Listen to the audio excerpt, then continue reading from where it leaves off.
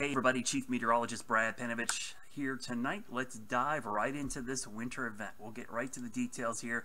Here's the radar. You can see the storm is lurking just to our west. Pretty massive system coming up pretty much straight up I-85. So this one's tracking much further south than we did with the last couple of systems that head our way.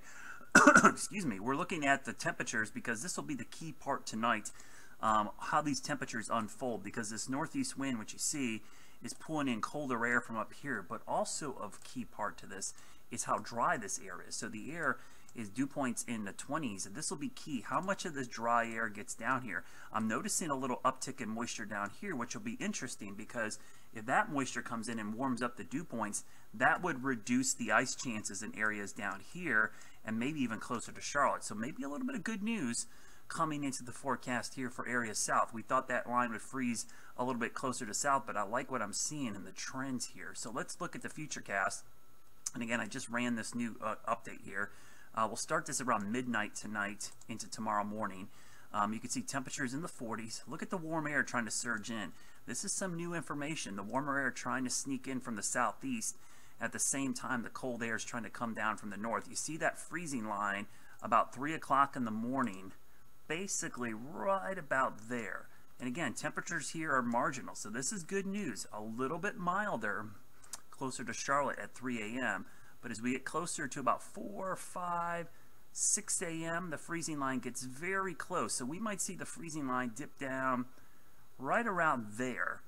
So around 7 a.m., we start to see 32s showing up in areas across Charlotte and low 30s up here. But even here, the temperatures have warmed up just a hair from our previous model runs, which is something to keep an eye on tonight. And what might be going on here, and I'll explain in a minute, is the warm nose bringing a little bit warmer air to the surface. We still got ice and sleet through about 8, 9 in the morning, and then notice by 10 a.m. it starts going above freezing and back by the middle of the day. So a little bit of good news tonight. The trend going back the other way a little bit this evening, but still optimistically cautious that we might see less ice further south. I don't have a good feeling about the Interstate 40 corridor, which I'll explain here in a minute. So if we look at the hour-by-hour forecast for the Charlotte area, you kind of see that window. If we're going to see ice right in there, it starts to drop below freezing and then maybe back above freezing there. So let's say 5 a.m. to 10 a.m., kind of in that time range there for potential icing in Charlotte. And again, what I think is going on here, and this is something I'll keep an eye on tonight, is the setup here is we've got warm air aloft with cold air at the surface. If we're closer to this part right here and we get really heavy rain coming down here, it'll actually pull that warm air down to the surface and actually allow for the surface to stay a hair warmer. Now, one of the other things about freezing rain, you may have heard me talk about this, a freezing rain is a self-limiting process. And not to get too weather geeky on you, but to freeze water, you must remove heat from the water, right? You need to cool it. You know, and the way to think about this is think about the reverse. How do you heat up water on the stove? You add heat to it, right? You turn on the burner and you heat it up. Well, to cool it off, it's the opposite. You remove heat away from it. So when you remove heat away from a water droplet, where does that heat go? It goes into the air. So the air actually slowly warms up the more ice you create. In fact, this will eventually shut itself off unless you have a constant supply of cold air coming in to replenish the cold air that's being used up in the freezing process. This is why farmers spray their crops during a frost or freeze to protect them. The act of making ice actually creates heat. The heat is released into the air and keeps the plant from freezing over just a hair.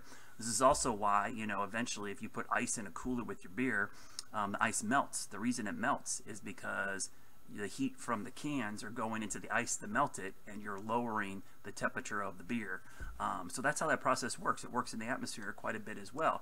So that might be helping us out a little bit. So eventually we might see the freezing rain shut down sooner. The other thing that works in our favor for some roads, the ground temperatures are pretty mild, mid to upper 30s to 40s to even 50 degrees.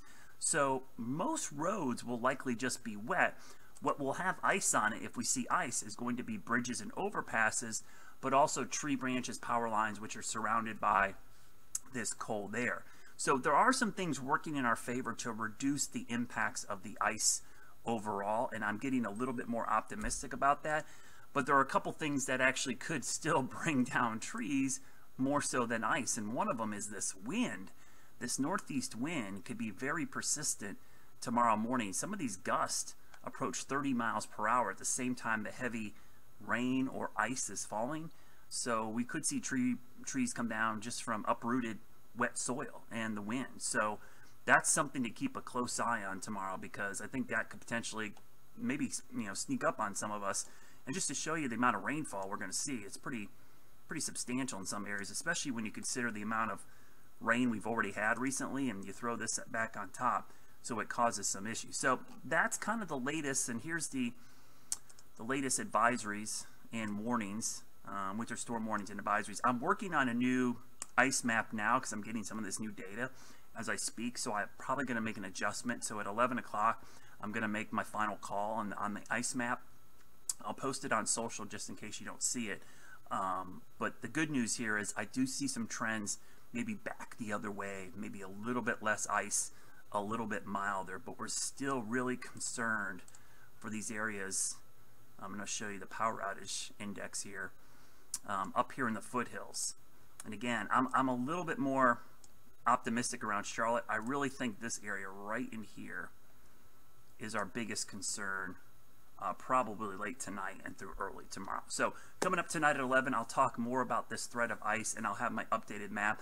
I would love to show it to you now, but I want to make adjustments to it because I'm looking at some new information and some new trends tonight that I want to make adjustments to it, and I'll have that probably coming up at around maybe 9:30, 10 o'clock. If I do make it earlier, I will post it online. Be safe out there. Don't let your guard down. The good news is this is in and out quickly. I hope you don't lose power, because some of these areas that lose power could be for a while.